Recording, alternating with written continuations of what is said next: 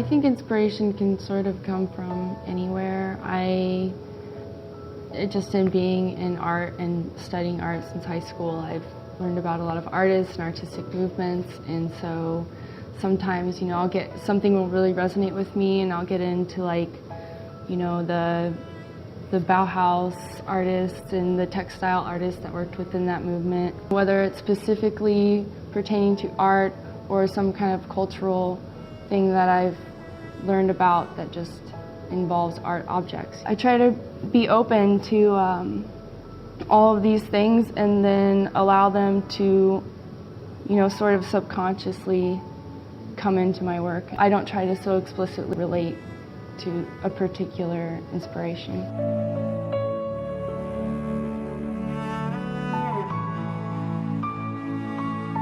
I think it goes back to my grandmother, who had a clothing store, and I was probably about 5 or 6, and I would sit in her clothing store and draw and doodle on a piece of paper, and she would tell everyone that I was going to design stuff one day for her. And I think I liked fabrics, and my early exposure to clothes took up my desire to deal with something that involves being hands-on and stepping back and looking at it and then adding on. And that keeps me involved in a way that keeps me interested.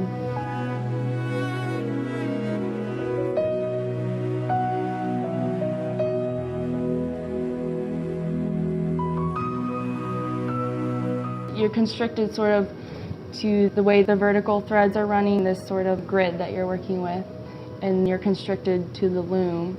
And so it's like I can be free within these restrictions, and then my work will result in, still being cohesive because they're sort of within this system that keeps everything the same.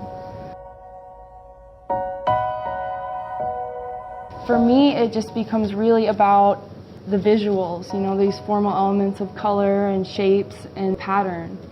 And I feel like I really do believe in making my work just about that, and that being okay. As I create, I really am just thinking about, how dynamic can I make this in terms of the design.